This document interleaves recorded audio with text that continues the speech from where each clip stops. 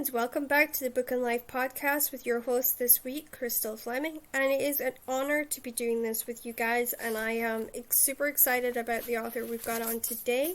She's a YA author with some great twists and turns to her work, and I cannot wait to share her with you. But first, I need to read to you the first advert for the Time Guardian series, The Shadow, book by Marianne Curley. The battle is over, the war is won, the prophecy complete, but life can't just pick up where it left off for Ethan. Struggling to cope with tragic loss, at odds with friends in the guard, he finds himself adrift, jumping at shadows and sensing someone who can't possibly be there. Blaming herself for the goddess Lathina's death, Giselle swears revenge and fulfill the immortals' plan for world domination. But Giselle hadn't planned on love, and that leaves her with an unbearable choice. Should she follow her heart, or the strings of a goddess short on praise but high on expectation, who continues to pull her from the grave? As the guard and the order battle through the past and into an impossible future, darkness lurks around every corner. The fight for the world's survival rests with just one. Is it friend or foe who stands in the shadow? The Price of Freedom by Rosemary Rowan is having its royalties donated to the Ukraine crisis, and her series is called The Price of Freedom, and it's a Roman-British crime series that you will not want to miss. Her agent has even donated her commission to this particular charity fund. But now let's go on and welcome our guest today. And welcome back to the Book and Life podcast. Today we have an exceptional author on with us today. I know her from Stoker's and Holmes, fell in love with it, and could not wait to have her on. Honestly, guys, the series was amazing. I've now got on to learn about other books, and my husband's complaining about my book bill. But without further ado, I'd like to introduce you to Colleen Gleason. Hello. Glad to be here. Thanks for having me, Crystal. Not a problem. And I have to say that I love the way you write. It's so funny and smooth and clean. Gets me really excited about books. Well, you know what? That makes my day hearing that from someone who's read my book. I appreciate that very much. You said that you found me through my Stoker and Holmes series. And I'm pretty excited because they've just been re-released with new covers. So they have a new fancy new look, and I'm really excited. Some of them have some illustrations in them that weren't there the first time around. So it's very timely, this interview. Yeah, I just seem to time that one perfectly tonight. Mm-hmm. So you've got Steaks, Cakes, and Mandrakes out sort of when this podcast comes out in February. Can you tell us about what inspired that series and then a bit about the book itself? So the series is called the Three Tomes Bookshop series, and it's about a woman who's in her late 40s. Her name is Jacqueline. The first book in the series is called Tomes, Scones, and Crones. The second book is called Purses, Curses, and Hearses. And the new book, the third book, is Steaks, Cakes, and Mandrakes. In the first book, Jacqueline Finch, who's been a librarian forever, her whole entire life gets turned upside down. She's 48, and she's about to celebrate her 48th birthday, and on that day, she gets fired from her job. The house that she's been living in for years gets sold out from under her, and her reputation is ruined. And you wonder how all that can happen to one person at one time. And really, there's a little bit of monkeying happening around with the three crones that she meets. So she loses her job. She needs a new place to live. And lo and behold, the same day all this happens, she finds out that she inherited this little bookshop in a small town in Michigan. And she doesn't really have any choice at that point. So she goes up to Michigan, to this little town, and she takes over this bookshop. She's a book lover, so she's kind of ecstatic in her, even though her life's been upended, she's kind of ecstatic about this change in her life and this opportunity. But then she meets two women who basically have taken over the bookshop, and one of them turns out to be Sherlock Holmes's landlady, Mrs. Hudson. Thank you. Couldn't think of her name for a minute there. Mrs. Hudson. And the other person turns out to be Mrs. Oh my gosh, Mrs. Danvers from Rebecca, the Gothic novel Rebecca. And these two women are very different people. They're also characters from books that, you know, Jacqueline is very familiar with. And it turns out they actually work at the bookshop, and they basically are, you know, they are frenemies, so they don't really get along with each other, but they're there together to work in the bookshop and help Jacqueline run the bookshop. But they're not the only characters who come out of books. So in Tomes, Scones, and Crones, we have a character showing up from, well, I don't want to give it away, but we have another character showing up from a book/movie, and Jacqueline has to figure out how to run this bookshop with all of these literary characters coming in and out and trying to tell her what to do. And so there's definitely an element of paranormal to it. It's not really a murder mystery, even though a dead body is found in the upstairs of the bookshop. And it's not really a murder mystery, and it's not a romance. It's kind of a hodgepodge of things that book lovers love. Let me just put it that way. That's why the series is called the Three Tomes Bookshop. And in the second book, different characters come out of the books, and they kind of get involved in Jacqueline's life, try to tell her what to do and mess things up. One of them turns out to be the Artful Dodger from Oliver Twist. So he's pickpocketing Jacqueline's customers. So she's got her hands full. But and the third book is all about steaks, cakes, and mandrakes. So steaks, not the kind you eat, but the kind you stake a vampire with. So I'm not going to give you too much more, but that's where that one's going. So as soon as you say that, I think of Elementary for some reason. Mm-hmm. I've been actually watching the show recently, and I think that's what's stuck in my head because I'm a Sherlock Holmes fan. My husband, not so much, so he's kind of suffering through the series with me. But that's what I loved about, you know, your work is it is funny. It's not conventional. You know, you kind of pick it up, and it really is an escape because you just get so caught up in the humor and the flow of your style, and it's such an easy read. That. Thank you very much. Yeah. That's the whole master plan. Thank you so much. Should we talk about the Stoker and Holmes series a little bit? Since you brought it up. If you want, yeah. I mean, the first book blew my mind, and I'm like, wait, what's happening? This is crazy. And then I even said, like, I basically woke my husband up at 3:00 in the morning and said, oh my god, you know, there's like Bram Stoker's. Yeah, to say that I got shouted up for. Like, well, I'm ecstatic to hear that. So, yes, so Stoker and Holmes, for those of you who aren't familiar with the book series, it's Sherlock Holmes's niece teaming up with Bram Stoker's sister in an alternate London, and they're kind of doing some work for Irene Adler, who's connected to the crown.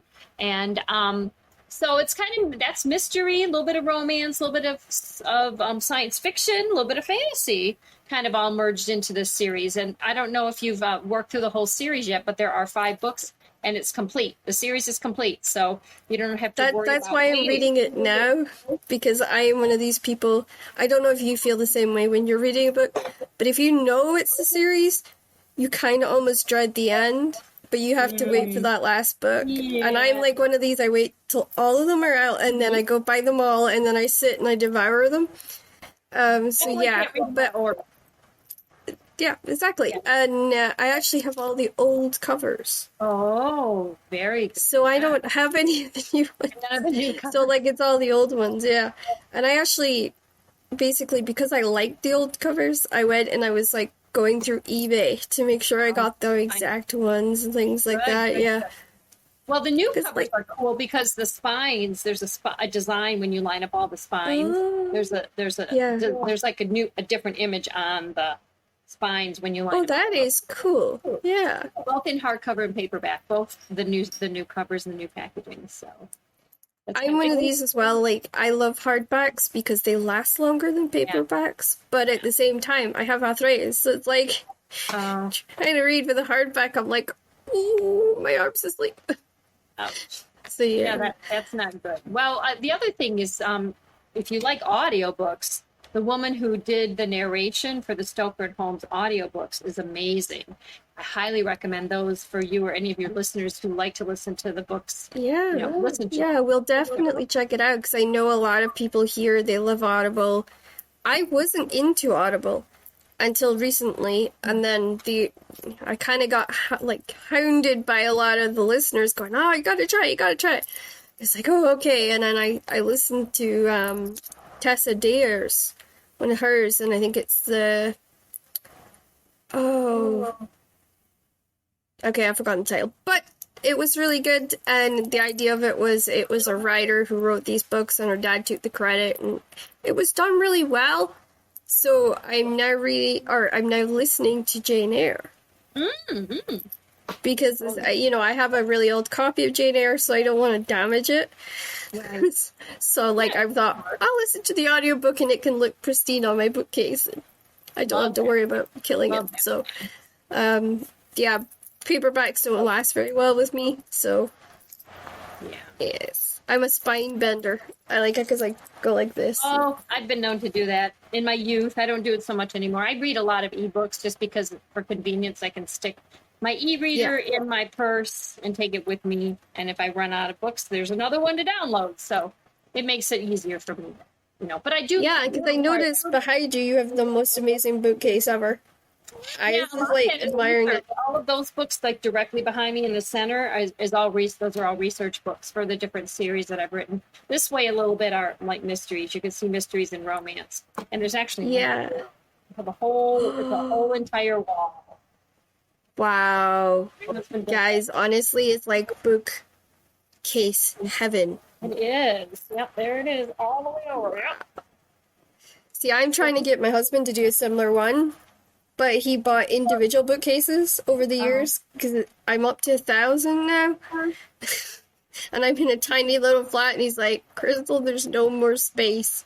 Cannot get more bookcases. Like, we can always get bookcases in. So, yeah, it's that's my addiction. He has motorcycles, and I have books. I think it works. It works well. Good for each of you to have something. Yeah, exactly. And mine costs less, technically, than his. So, probably. Yeah. So, okay. So, we're moving into the book portion of the podcast. This is where you get to be a reader yourself and excited about books yourself. What have you read recently that stuck with you the most, would you say? Gosh, I don't know. I mean, I'm reading all the time, whether it's for research or for pleasure. I just finished the first book in Jessica Ellicott's Beryl and Edwina mystery series, which was really fun. And I have on my e-reader queued up to read very soon is Stephanie Graves' third book in her Olive Bright Pigeoneer series.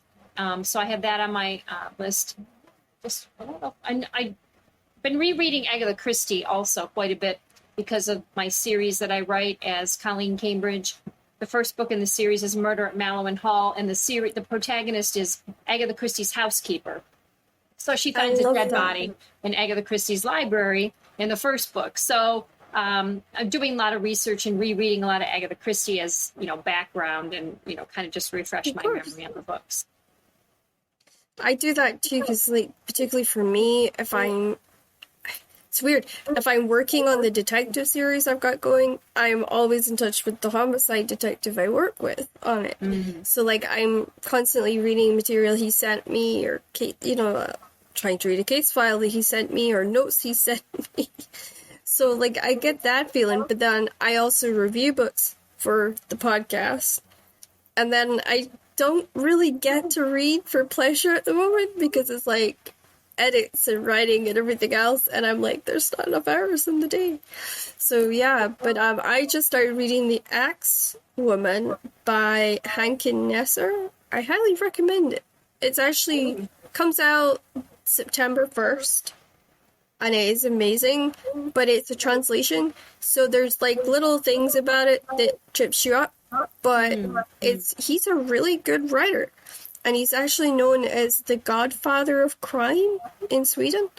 So it's nice to try somebody a bit different and I always say get outside of your comfort zone. And I find that, that was how I ended up reading you, was somebody said to me, oh my God, this is the young adult version of Catherine Cookson. And I went, huh?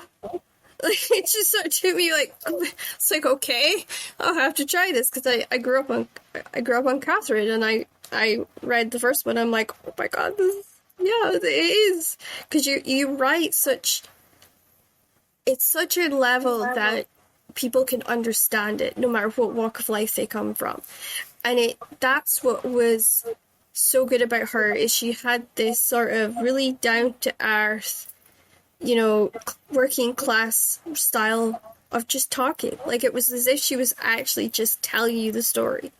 And I got that feeling with you. And I was just like, yeah, this person's right. So I have to have her in the show. So I'm so glad you're here. But yeah, the one that I'm reading at the moment is The Axe-Woman. But yeah, you probably haven't heard of him. But yeah, he's quite good.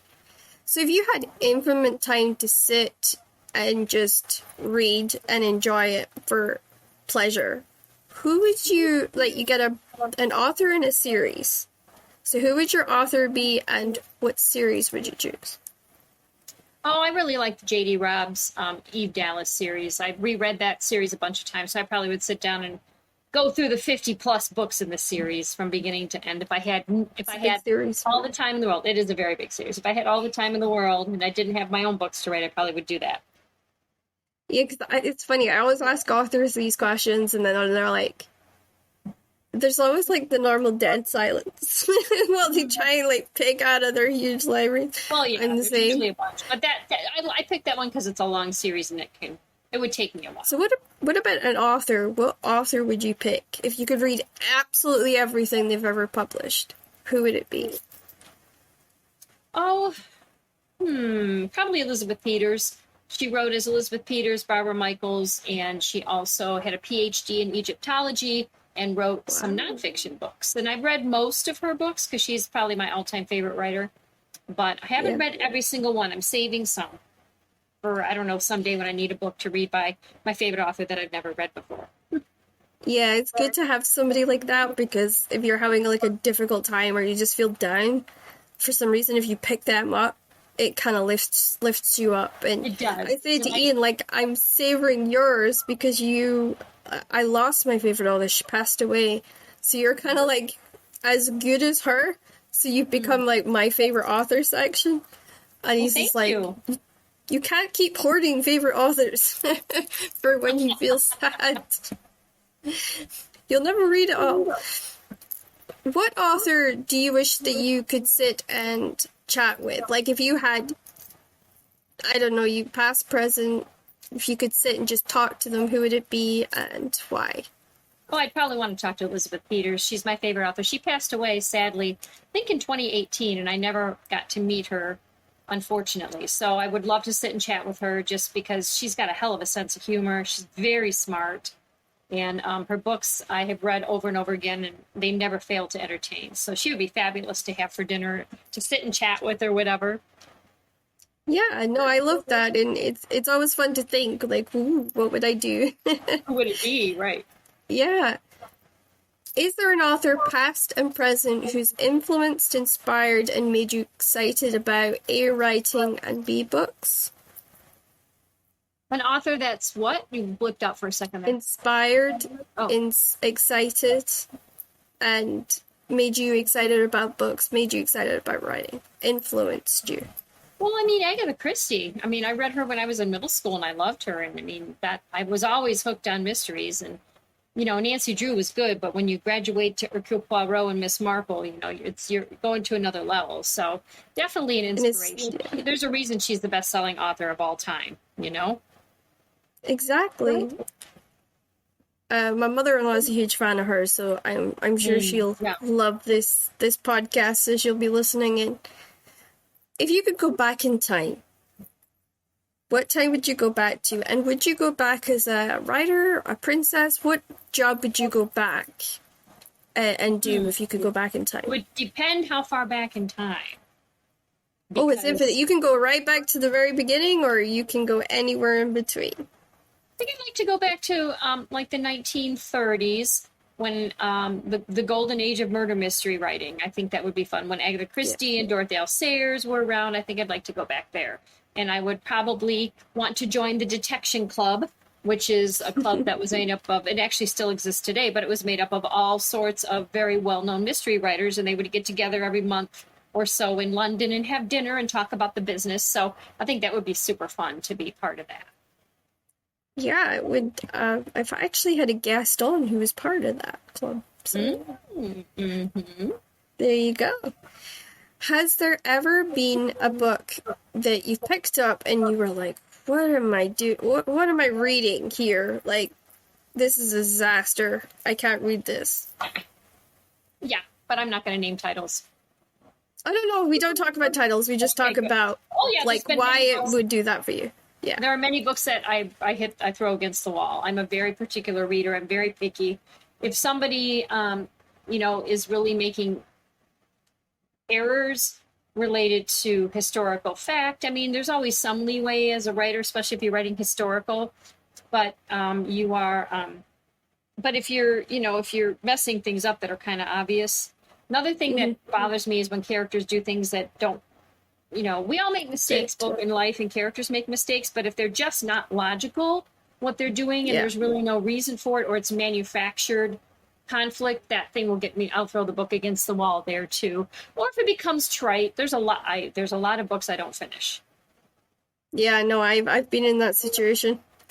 Yeah, I just actually found an incredible writer who does historical mystery, Elizabeth Chatwick. Have you heard of her? I know her. I mean, I don't know her, but I know her book. Yeah. Yeah, like never read any of hers before, and then somebody just sort of handed me one day, and it's like, you got to read this. You're really I can't stand Viking mythology being wrong, or like the whole Viking thing, because I grew up in it. I literally lived in ruins, all around me. So the idea of them getting it wrong does the same thing to me. I throw the book usually in a box, and it gets donated to, it's my donate box, if I can't read it, it goes in there, the way it goes. So going into your writing, this is where a lot of the young writers who listen to this podcast get excited, because it gives them a new perspective into the writing world, I would say. And I think that's really helping a lot of young writers keep writing, and especially since it's such a tough business. Right. How do you go about creating the darker elements in your stories? Wow. Well, the darker elements, I try to find things that really make the characters have to make difficult decisions. And so then I build, that around. But, I don't plan my books out ahead of time. I don't plot them. So that just those sorts of things just sort of unfold as I'm writing the book. They're usually not planned. They just, so the characters get in there, they're doing their thing, and all these things happen to them, and I'm along for the ride with the characters. Kind of how I like to look at it. So you're right in the flow. Like, you don't try to make sure you're correcting every little detail out, and it's all on a big whiteboard so you can see it. No, I don't do anything like that. I just write the words. Every day I write the words, and every day when I start writing again, I go back and read what I had written the day before, a couple days before, and I tweak all that, and then I write new words. So no plotting, unfortunately. I don't even usually know who done it when I'm writing a murder mystery. It's crazy. No, it actually makes sense, because I've had a lot of writers come on and say they don't really know until they've finished it. A lot of people don't. Yeah, I know a lot of writers who don't know who done it. So what inspired you to sort of enter the genre that you did with your writing? What sort of drew you to, this is the genre that I feel my voice belongs to? Well, I mean, I write a lot of different genres, so most of my books are set in historical time periods, whether they're alternate history or real history. So I would guess that I've always been drawn to historical set stories, because I grew up reading Little House on the Prairie and a bunch of books during that time period, a lot of Western set books. And as I got older, I continued to read historical romance. I currently read a lot of historical mystery, which I really like because of the history. And there's always mysteries, and then there's a nice little romantic element usually for most of those. Most of those series, so I get all the parts that I like. But so generally, I feel like most people tell me, or many people tell me, I have a historical sounding voice in my writing. And I always try to take good care not to include any anachronisms in my writing or dialogue. And I guess maybe I should go back in time. I don't know. No, I know that feeling. A lot of people say I was born in the wrong, well, A, wrong country, and B, wrong era. So is the book, like when you're writing it, is it like a movie to you, or is it a jigsaw puzzle where you're trying to like fit the pieces together? It's a movie with lots of stops and starts. It's a movie with lots of stops and starts. Okay, cool. No, I like that, because some people say it'll maybe start off as a movie and then it is a bit of a jigsaw, or it's just a jigsaw that they have to put together in order to get the story. So that's kind of cool. So which character have you written that you would say have stayed with you the most or the longest? The main character, my first series, the Gardella Vampire Hunters, her name is Victoria Gardella, and she is a woman who lives in the time of Jane Austen, and just as she's about to debut into society, so kind of think Bridgerton, that world, Yeah.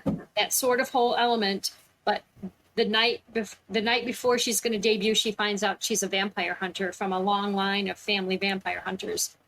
And that character, because she was the character in my first series that was ever published, starting in 2007, she probably is the one that stuck with me the longest, mainly because people always email me about that series and tell me how much they love it, how many times they've read it and reread it, and it's their favorite series and so on. And so I'm always reminded of Victoria, because she was my first. She was my first, not my first book. I wrote 7 books before her book was published, her first book. But it was my first series that was published that the public read. So definitely. Yeah, that's cool. I always say the first one is the one that never kind of wants to leave. They just sort of cling on to you a little bit, and you're like first love. There's always a relationship there. You always think of them fondly, or maybe not, but I do. Is there a character that you wish you could write more about? Like, is there a character you kind of think, I wish I could have gone back and written them or given them a bit more of a story? Really, most of my series I've finished, I've completed, a certain number of books, and so their story is complete. I have 5 books in the Stoker and Holmes series, but the door is open for more if I ever choose to do more. So I may end up, doing that at some point. But most of the time I plan my books in my series that way. Yeah, of course. I always find that, like, there's always that one character that you kind of always kind of feel like, oh, I really wish I could write more, because they're just a part of me and it feels right. So I like to always hear that. And I think it excites the readers too, because they're like, oh, wow, could there be more of that? So it always gives them a little bit of excitement, I find. For sure. I mean, for you, if you could pick any of your series, which series do you think you would love to be transformed into a film or a TV series? Well, TV, not film. Nobody does film anymore. I'd like to see the Stoker and Holmes series as a TV series. I think it would fit really well. I think that would be a good one. It's very visual because the steampunk elements, and there's 2 very different female characters, the main characters. So I think that would be a fabulous TV series. So the other series I wouldn't mind would be the Phillida Bright series that I write as Colleen Cambridge. And that would be fun too. That would be like a BBC, British murder mystery series, which I would like. And would you want to write it yourself, or do you think you would trust a Hollywood writer to take over? Well, you don't really have a choice, unless you're, J.K. Rowling. So definitely a Hollywood writer would be taken over, or a British, mystery writer. I would hope to have some sort of, conservative element or, pull. But at the end of the day, TV and movies are completely different, media than books, and I understand completely that things would be different if they were ever, turned into something on the screen. They just have to work differently. So. And I've experienced that, because I had a feature signed with Magnetic Box Films, and yeah, it's not gone anywhere yet. So, but Yeah. it was good to sign that, but to have them say, "Would you write the screenplay?" Because you get the Fabulous. characters, you That would be get the great. you get the world, and it was a really enjoyable experience because I really was able to sort of take it and keep that world I created in the novel, but expand the fun parts and make it a Yes. bit more And visual and a you bit have to more figure out how to exciting. deal with things like internal dialogue and exposition and things like Yeah. that. So definitely it has to be, handled differently. And I never expected to be any good at it. So, I had a pilot that's just quarterfinaled in the Stage 32 pilot drama series, which is also signed with Magnetic Box Films. So it's I always say, like, to authors, a lot of them are resistant to that idea of having it go into TV, but it can actually be a very freeing experience because Yeah, if you're not you too can tied have to a it, good and say. you trust the people who are, experts in that medium. Yeah. I think it's a relationship, though. Like, you need to trust them, and they need to trust you, and it needs to be a give and take.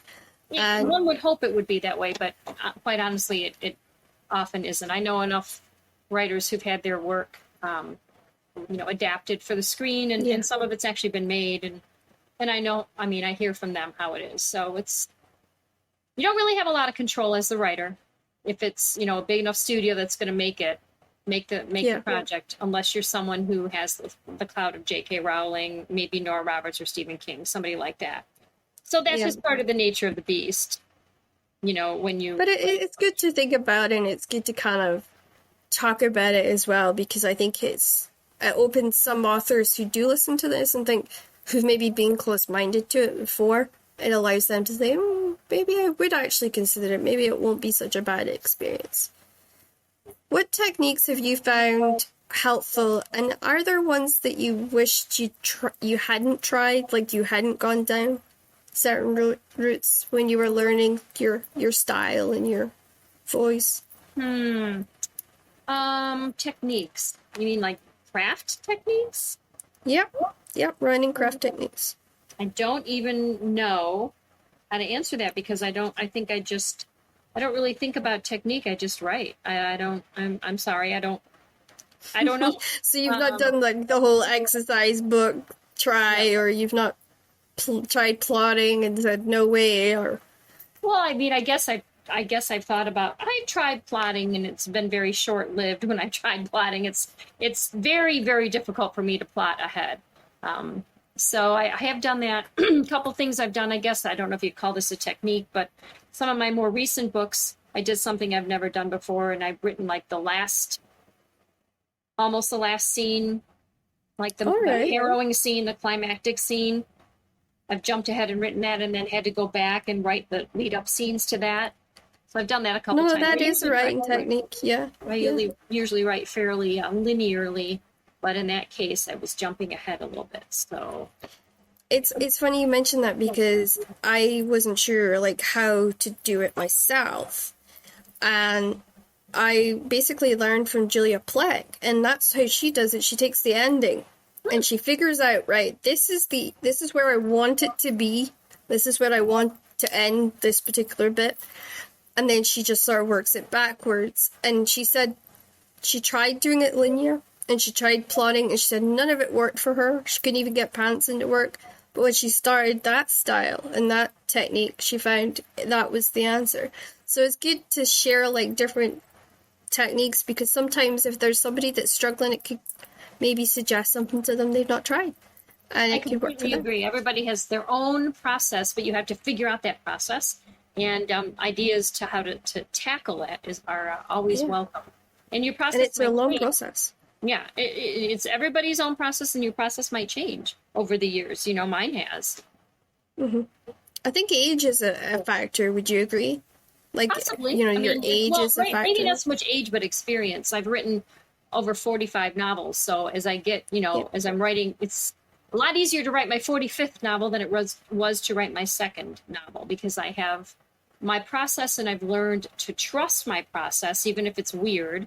even if it changes. And I've also learned that, eventually the book will get done if I keep plugging away at it. So part of it's just the fact that you're used to it. You know the ups and downs, and you know that you're going to have tough times, and you know it's going to get easier near the end, usually. So Usually, yes, I agree. I'm one of these ones that struggle to put the ending in because I hate closing a story. I'm always ready to close the story and move on. I don't know if it's because I love the character so much, and then I get to that point where I'm like, I need to write the end, and I sit for like 3 days and I torture myself, and then my husband's like, "Would you just get on and do it?"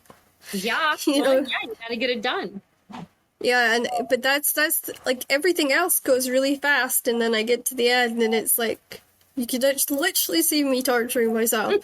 So yeah, I hate doing that. I don't mind killing characters off. I just don't like ending the series. So yeah, no, that's my Achilles heel, I'm afraid.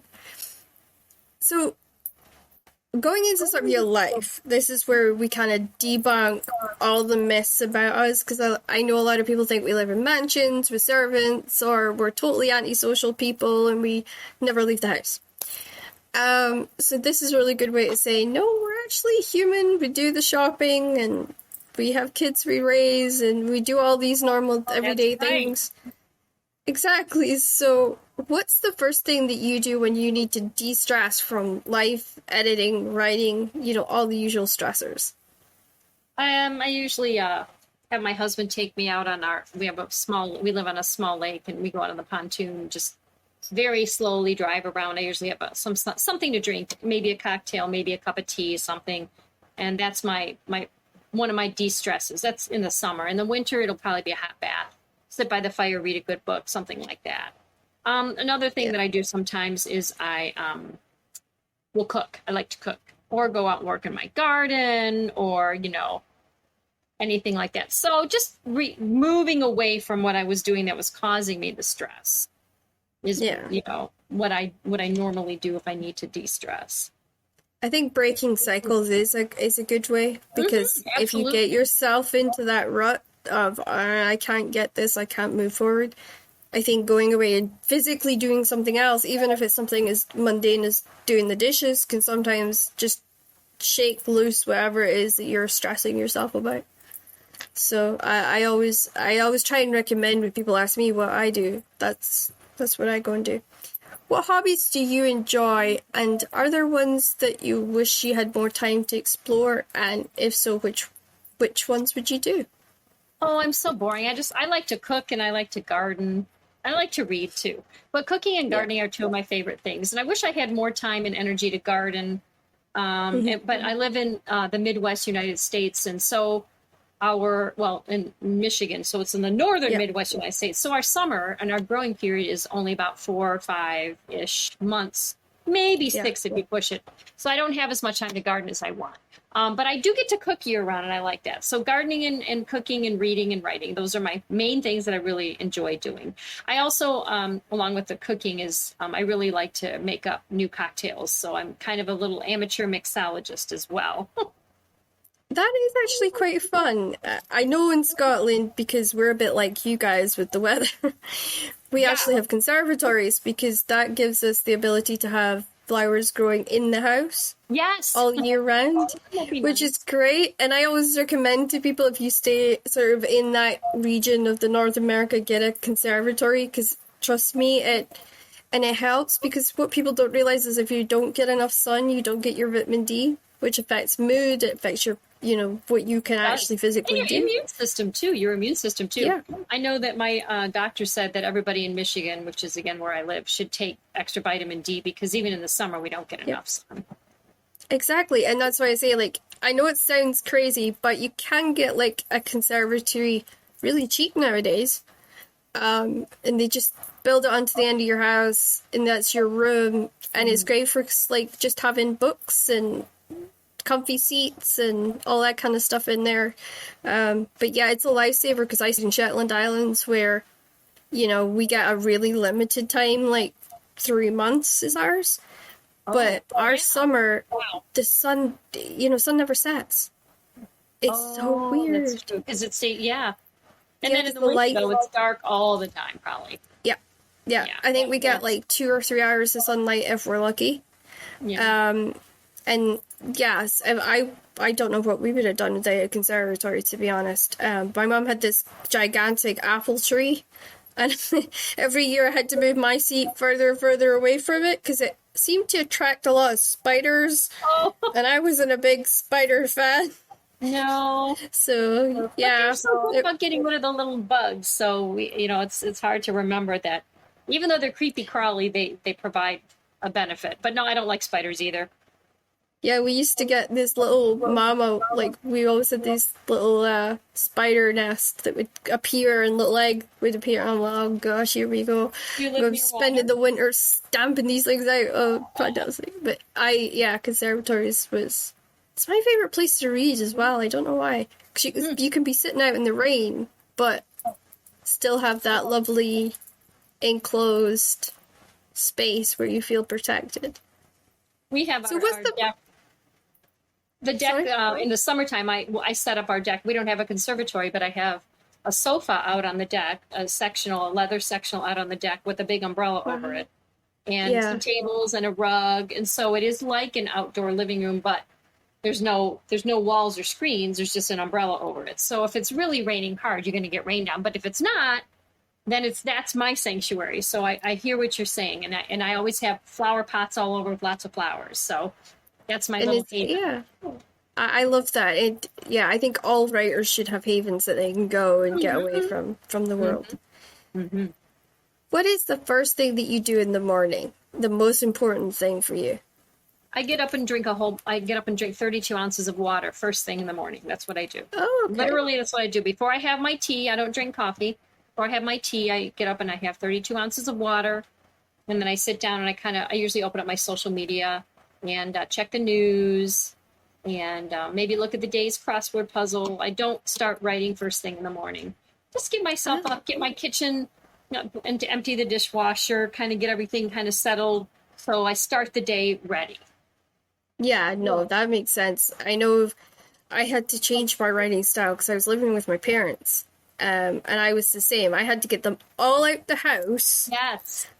Because the worst thing to have is if you're in the zone and then somebody comes over and they continually pest you until you answer them, and then because you've answered them, you've lost your zone. So I had to get them out the house. Normally the husband had to go too, and then I could just write, Yes. Agree 100%. Yeah, I mean, if there's somebody in the house, even if they're not talking to me, I can hear them. I know that they're there. They could be they could walk in at any minute and disrupt me. So yes, I like to have the house to myself. And so how did you cope with COVID? Well, my husband and I are empty nesters. Well, actually, that's not true. During COVID, we had our two younger children with us. They were, probably 19 and 22. They were with us for about 6 months, maybe. But they were in school. They were doing all their classes remotely, so they had class all day. Right. My husband was around a lot, and that was hard. So yeah, I didn't write a lot during the early parts of COVID. It was tough. A lot of people said, "Oh, it's a great time to write. You can't go anywhere." And I did not write a lot because there were too many things going on. I know that feeling because that's what everyone said to me, and I'm like, but I had just moved back to Shetland. I had 2 parents who were very nosy, and then I had a husband who was freaking out because he was now living with the in-laws. And I'm like, the only time I could write was when everybody was in bed. So I had to sneak through at 5 a.m. to write because I couldn't get peace. I'm a morning person, but I don't like to write at 5 a.m. I usually am in my office, sometime around 9. I usually get out of bed and sometime around 7, and I usually screw around for 2 hours, take care of the dogs, water my plants, prep the meal for lunch or dinner or whatever, and then meander up to my office around 9 o'clock-ish. That makes sense.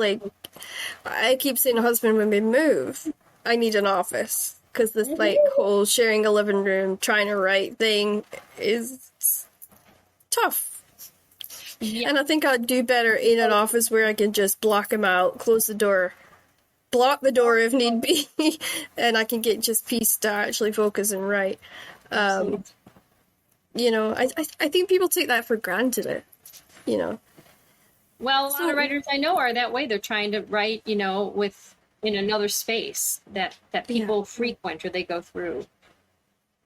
Especially if you've got kids as well. Oh, yeah. I always admire someone who's like written with children running around and babies and stuff, because it's tough. It's really tough to balance all that. So yeah, I'm trying for a baby this year, and I'm terrified of how I'm going to balance all of it. So yeah. What do you look forward to the most with your writing? What would you say, and in life, when you think of your writing fitting into your life, what would you say is the thing that you look forward to the most? Well, when I'm working on a book, you know, there's, as we mentioned earlier, there's harder parts and easier parts.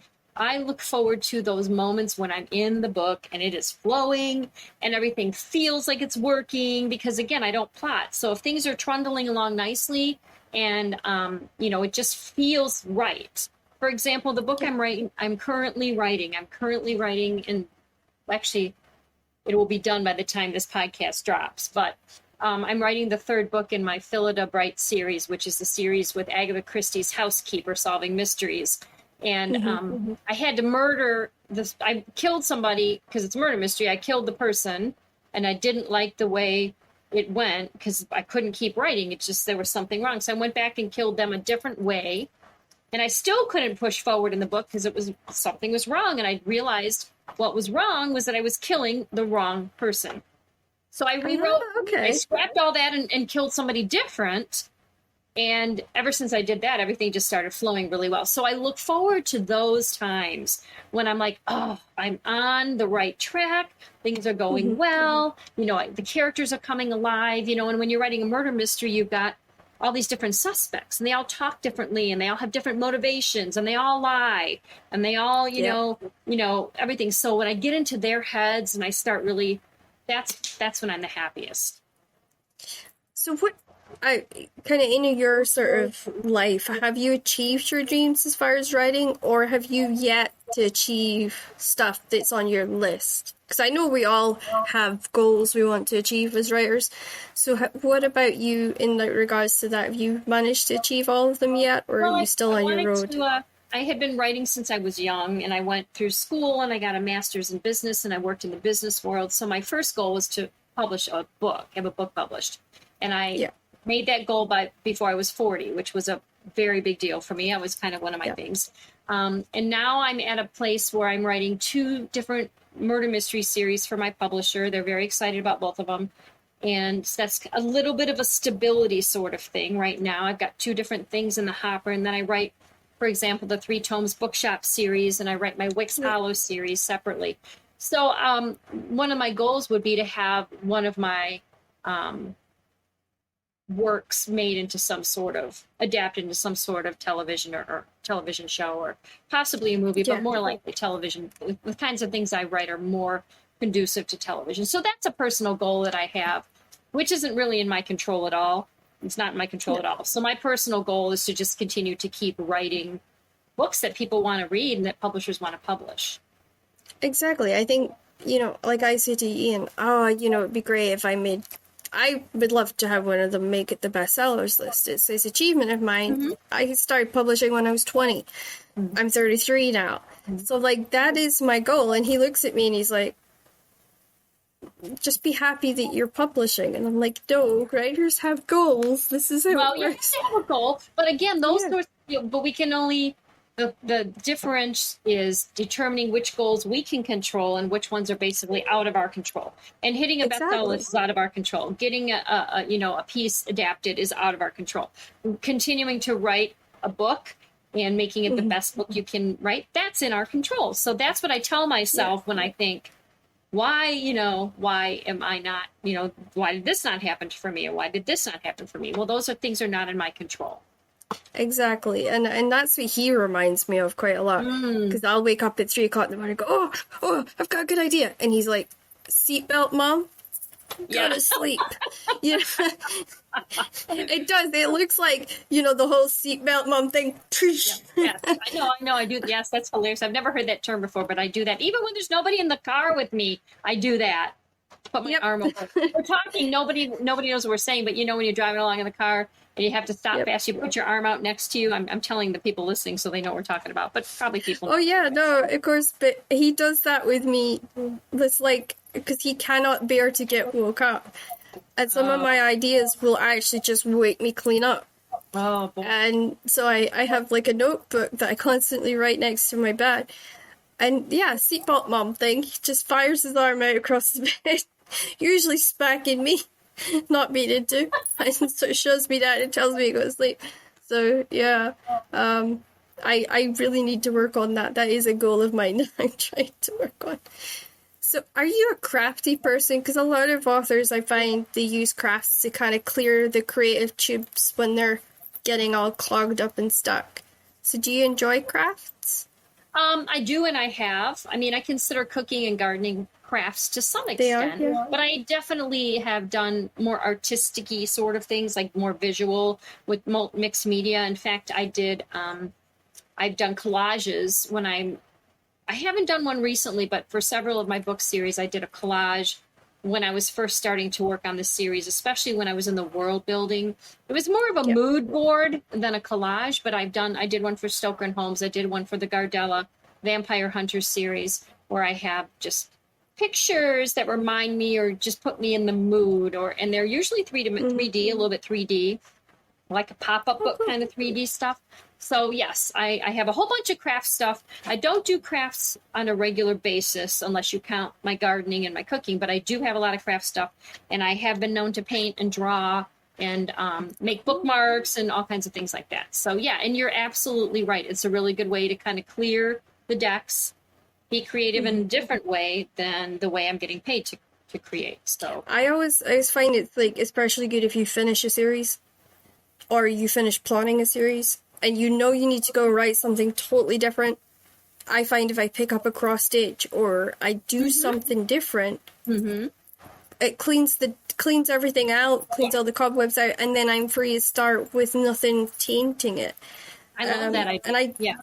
I'm doing it more and more because it's a good way for me to switch between books. So I'll write during the day and I'll be like, okay, this day's maybe Ride With Me or tomorrow's Shetland. So I'll craft at night, and Ian will say, would you stop bringing sharp implements to bed? But I craft because it helps take that stuff away. Kind of resets. Yeah, I agree. Yeah, I do recommend it to people who are struggling to switch between their stuff. It does really help. So, yeah. Well, I myself have a long-term illness that makes me slow down and appreciate the day. What makes you stop and smell the roses and sort of enjoy this journey we're all on? My dogs. I have 3 dogs, and they're just, I don't know why we got so lucky as to have dogs in our world, but they're the best. They just love, right? Unconditional love. And you also, they get excited about I walk in the door, they're excited. I walk out the door to get the mail, I come back in, they're excited. Having that sort of a reaction. So that's something that really helps me to kind of be like, you know what, enjoy the moment. You've got a dog that loves you and they're just loving on you right now. And sitting on my deck and just, enjoying the beauty and the fresh air and, the birds and everything. Those are the kind of things that make me step back and be like, okay, crap's going on. I cannot control, but I can take the moment and enjoy the now and the beauty of the natural world. So I must admit, I find with myself, because I've been in hospital so much, I spent pretty much half my life has been in and out, that I almost when I'm at home, I'm like, oh my God, I'm at home. Yay! And I get your place. Yeah, and I'm actually genuinely excited to be in the house, because it seems daft to people, but to be in the house is great, because I could be in the other place, dealing with that. And I've got the same thing as you, but I've got 2 cats that act like dogs. Oh. No, seriously, they play fetch and everything. Oh, it's I love weird. that. I actually have a dog. One of my 3 dogs thinks she's half cat. So I have the opposite. I have a dog that thinks she's a cat. So go figure. So yeah, and it's the same thing. They get excited if I walk out the door and come back in, or I have one that accidentally tries to jump on the bath to see me and ends up in the bath with me. Oops. We are trying to work on, bath times for me and not me and him. Yes, of course. Never met a cat that likes water. I was just going to say that. I've never heard of a cat that likes to jump in the bathtub. That's fun. No, it's the first time he did it. It totally freaked me out. I'm like, oh my god, what am I? Right? Like, get out! You're gonna die. I didn't realize cats could swim, so. But they can actually, and they're pretty good at it, apparently. Oh, so yeah. My one though, he has a bit of a problem with distancing. Like, spatial awareness is not his thing. So. Oops. Yeah, it's funny. So where's your favorite place to curl up during the day? Do you like the garden, cafe, reader's nook? Where do you like to go when you just want to read? If it's the summer and the weather's good, I'll be on my deck with all around. Like I said, with the umbrella, I have a leather couch out there, so it's like I'm in a living room. If it's cold or the weather's bad, I like to curl up with a book in the bathtub or near my fireplace. I have a fireplace in my kitchen, a gas fireplace in my kitchen. So I'll pull up a chair. Yeah, it's wonderful. I'll pull up a chair right next to it. Or I have a wood-burning fireplace in the TV room, and my husband will usually build me a fire, and I'll read sometimes by there. So it's all about being cozy and comfortable, whether I'm outside by my flowers or whether I'm inside in a tub or by the fire, one of the two. It's all about being cozy. I like the big fluffy blankets, curling up in the seat, nice hot cuppa, good book, and then I have to remind myself don't fall asleep. Well, there's nothing wrong with falling asleep. I'm a big proponent of naps. I think if anybody has the opportunity to take a nap, they should always take the opportunity and do it. It's really good for writers too. Yeah. Now this is going to sound crazy because I nap. And I'll wake up and I'll be like, oh my god, there's the answer to whatever it is I've been looking for. Yes, agreed. I know. And Ian will be like, but you're not going to sleep tonight. And I'm like, I don't care. I've got the answer tonight. Right. I can work instead, right? Yeah. I can he can sleep and I can be on the computer. I love it. And he's actually finds the sound of me typing very comforting, which is weird. Nice. So he falls asleep when he hears me typing. So it's like, it's kind of sweet, but at the same time he starts snoring, and then I start feeling sleepy because he snores. Oh. If I could kill the snoring, I'd be in perfect line. So now we get to do the fun part of the podcast where I have come up with a list of words, and we're going to see what words Colleen thinks of in relation to the books. And your whole set of words had a theme. And it was, I always try and imagine, well, where would I meet this author in an ideal world? And I imagined us at a murder mystery night in Scotland underneath the stars, and there's fireworks and all this stuff. I'm in. That sounds great. Yeah. And it's realistic too. So, yeah. Right. So your first word is fireworks. So you want me to tell you what book I think of when I hear that? Yeah, what's the first book that comes to mind? Any book you want.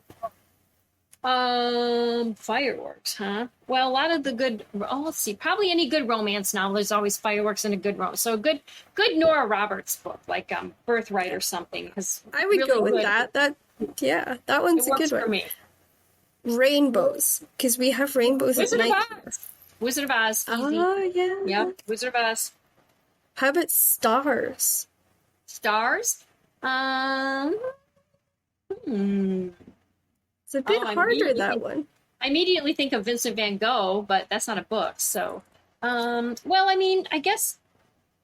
Gosh, I can't... You know what? The Rest Falls Away, my first Victoria Gardella book, because she spends a lot of time on the streets of London, patrolling, looking for vampires under the stars, right? Yeah, that's nice. Okay, what about Moon? Same with that. Oh my God, Victoria immediately. I immediately think of Victoria out on the streets.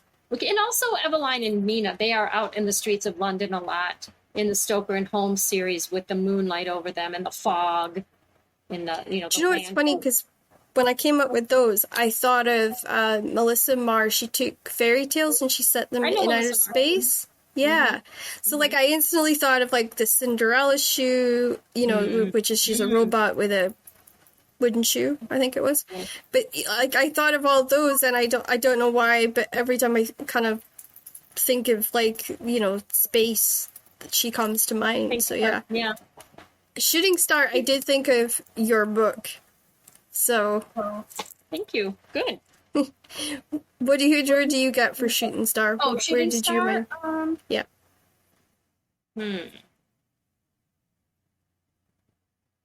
I don't know. It's a tough one. I'm pulling a blank. Shooting Star. I can't even picture a book with a shooting star in it. What do you think? By the way, I had the Rachel Kane's Library series. Mm-hmm. They have this sort of moment where they are all outside and they've had this awful day, and then there's a star that shoots across the sky. That's really what I can think of. I love it. See, I couldn't think of one either, and I'm glad that you thought of something. Yeah, sometimes I think ahead, just in case we get stuck. Yeah, good. In case you stump me off. Magnifying glass. Oh, definitely think of Mina Holmes in the Stoker and Holmes series, and also Phillida Bright, because she doesn't have a magnifying glass yet, but I think she's going to have to get one in the book I'm writing right now. Yeah, you're going to have to find a magical one, I think. Ooh, that could happen. Yeah, so somebody drops a magical one in our lap or something. Yeah. And of course, champagne, because no murder mystery night is good without champagne. Well, that's great, because the book that just came out, it'll be out in November 2022. So by the time this podcast drops, it's out. It's actually a book about a murder mystery party where somebody dies because their drink is poison. So there's a lot of people drinking champagne in that particular book. It's called A Trace of Poison. And it's the second Phillida murder mystery, Phillida Bright murder mystery. Oh, I like that. And of course, mini foods, because no party would be, without good food. Oh, right. Well, definitely in the when they have tea in my Phillida Bright mystery series, they have those little cakes and everything. So definitely afternoon tea in all my British books, all my British set books. Yeah, the high tea is a must. Oh, for it's a sure. must. Absolutely. And then, of course, old-fashioned dresses, with corsets and flaring skirts. In the Gardella Vampire Hunters series that's set in 1819, 1820, 21, they aren't really wearing corsets so much as they're wearing those Regency era gowns that are kind of loose, but they still have to wear a foundation garment. So I always think of my Victoria trying to fight vampires wearing those kinds of that kind of clothing. It's very difficult. I would see a lot of holes. And also in the Stoker and Holmes series, so much fashion in those because of the steampunk element. Yeah, and I think I can always sort of remember the humor of them kind of looking at each other and sizing each other up. And I was just like, I bet you they're comparing fashion in their heads. Secretly. Oh, indeed. Yes, indeed. I think every girl does that. Like, you look at another girl and you're like, I like those shoes. Oh, Well, I mean, they say that women dress for other women more than they dress for men. They dress for other Exactly. Because, no offense, do men really notice what shoes we're wearing?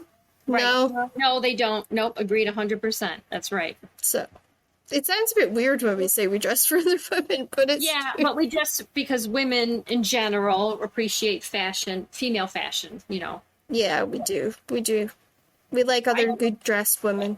Yeah. Well, that's our show for this week, folks. And as always, we will love to have you back, Colleen, to talk about your future releases. And obviously, I will be doing a review of Stoker and Holmes at the end of this podcast for all you that want to stick around to hear my thoughts on it. And I will be doing more of Colleen's books in the future because I absolutely adore her work. And I want to thank her for taking this time out of her really, really, really busy schedule to come on. And I will see you all again next week. Thanks for... And so now I'm going to talk about the book review that I did for Clockwork Scaver. Now, I've probably pronounced that wrong, and I apologize, but it is the first one in the Stokers and Holmes series, and I was lucky enough to have the original hardback. My thoughts on it was that it was funny, exciting, full of great twists. It made me forget to do my notes at times. It was fast and interesting. For sure, I felt it captured the characters who inspired these stories really well, and there is a time travel element to the story and some steampunk pieces I really enjoyed also. I loved the interaction between the female characters, Miss Holmes and Miss Stoker, and I liked just the element of feminism that was written throughout the entire piece. So we were introduced to Miss Holmes and Miss Stoker, who meet Irene Adler in secret, who outsmarted her uncle. So this is Holmes's uncle, and she's here to ask them to help her to save their country. The royal family seal seems to sway them. They are told of a girl who they think hung herself and another one who's disappeared. Both were found to have beetle scabulas in their possessions. This is why the princess wants it investigated, and that one of the girls is the daughter of the lady in waiting. They are interrupted by the sound of an intruder. They run out of a hidden room, down several corridors and through an alcove till they are under an arch where they see a man with a dead woman holding a long knife. They hold him in place with a gun that Miss Adler draws. He is dressed in modern clothes, which Miss Holmes finds odd and even scandalous. He gets away when he hears the police coming with Miss Adler by creating a diversion, which might be a cell phone. He knocks over a stone statue before taking off. Miss Holmes has already realised he can't be the killer due to the lack of blood and mud on his person. Police arrive and try to bully for control of the scene. Miss Adler stands firm despite the sexist thinking and mistrust.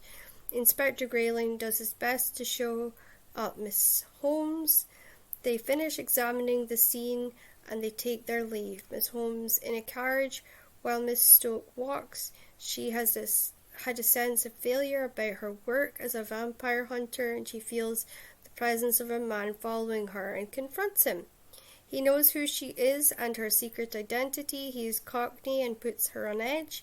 They banter back and forth until a low-flying plane startles them. The man rams her into a V-shaped gap in the building. The plane passes by. The stranger, faking a Cockney accent, offers a little information before dashing away to leave Miss Holmes alone and curious. She walks home. Miss Holmes realizes she's in the hackney with the foreign stranger, who is called Dylan. She gets the scab and offers him a place to stay. She realizes his story about time travel is the truth as she knows it. This leads to more questions. In the morning, she realizes Dylan has fled with his cell phone. Miss Stoker wakes up relieved. There is a sense of quiet, and she's given a note stating her new assignment and is unhappy about it. She reveals her new home, how she was brought up, and a sense of not being worthy, and how it feels about being alone and never understood. Miss Stoker is surprised when she picks up Miss Holmes in her carriage at the stunning clockwork masterpiece dress she's wearing. Miss Stoker forces herself to get an update from Miss Holmes about what they found out. Miss Stoker learns in the process that Miss Holmes has no real parents to guide her. She learns about the adapted invites, the beetles in the corner and the dots carefully placed. They change Miss Stoker's to match one of the dead girls. Miss Stoker and Miss Holmes arrive where they see the house is altered for the party. They are blown away by the place and the decorations. They announce and are introduced where the host gushes over Miss Holmes, much to the annoyance of Miss Stoker. Miss Stoker sees pics and goes after him. Miss Holmes fails to notice as Grayling arrives. Miss Holmes tries to hide from him and starts and instead runs into the host's wife and Graylin. He is the nephew of her husband. Miss Holmes is embarrassed that he witnessed her nearly knocking down a series of vases because she tripped on her skirts, a situation made worse when she goes to dance with him after feeling pressured to do so by the host's wife and trips again on her skirts. He assists her, making her all the more embarrassed. She finishes dancing and finds herself enjoying herself. Something is holding her back though. Miss Holmes and Miss Stoker sneaks out to meet with other young women, where they get in a steam carriage that takes them to an underwater tunnel after Miss Holmes has a deadly fear of the dark. Miss Stoker helps her down. They fight, all four men, impressing each other before entering the secret society meeting, which is led by women dressed like Egyptian goddesses, the Secret Society of Helm. This becomes a really interesting story as Dylan Eckert is from the future, and we learn more about the secret society that leads up to Miss Holmes and Miss Stoker becoming almost friends, and they realize that they're on quite an adventure together and they must work together to solve this mystery. I gave this book a 3.67 rating, and I honestly really enjoyed it. I just got lost a couple of times, so it might not be 100% for me, but I did enjoy the fact it was historical fiction. It had fantasy, steampunk, time travel, and it was really well done, and I very much enjoyed it. So I would recommend for you guys to try it if you like some steampunk, some time travel, and some stuff set in history. So I will be back next week where I will be introducing you to an incredible romance writer that you will not want to miss.